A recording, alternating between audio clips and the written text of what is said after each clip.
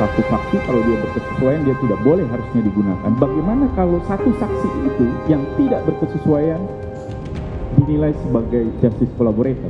Apakah kemudian punya nilai yang berbeda? Nilai keterangan ini. Bu Susi, ketika status JC Richard Eliezer dipertanyakan kemarin di sidang, apa penjelasan LPSK soal ini? Ya, pertama kita tetap kepada keyakinan kami dan keputusan kami bahwa Richard Eliezer adalah layak disematkan status sebagai justice collaborator atau saksi pelaku. Karena satu, yang bersangkutan ini dari awal dialah yang pertama kali menyampaikan kepada penyidik gitu ya, kepada LPSK juga, bahwa itu bukan tembak-menembak, peristiwa itu adalah pembunuhan.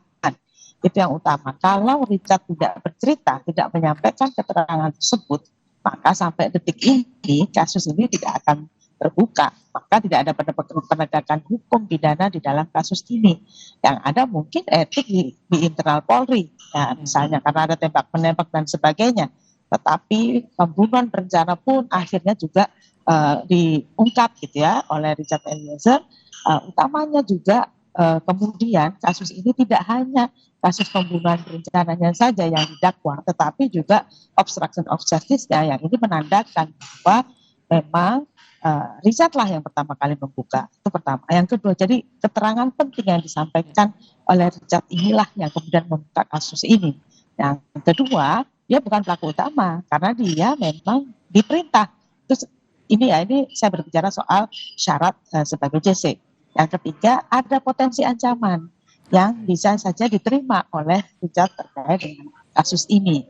Gitu. Jadi itu yang kami yakini gitu, bahwa yang bersangkutan Richard ini sesuai dengan persyaratan di dalam pasal 28 ayat 2 Undang-Undang Perlindungan Saksi dan Korban yang menyatakan bahwa JC itu bisa diberikan rekomendasi dan bisa dilindungi oleh LPSK berkenaan dengan syarat tersebut. Oke, tadi selain soal pelaku utama, kemudian juga penguak faktanya, tapi yang kemarin dipertanyakan soal jenis pidananya. Nah, Bu Susi, jenis pidananya kan kemarin tidak disebutkan, bukan termasuk kejahatan luar biasa, katanya Bu Susi. Ya, di dalam Undang-Undang Perlindungan Saksi dan Korban tidak ada istilah tindak pidana luar biasa atau extraordinary crime. Itu tidak disebutkan. Yang ada adalah di pasal 5 ayat 2 di penjelasannya adalah tindak pidana tertentu.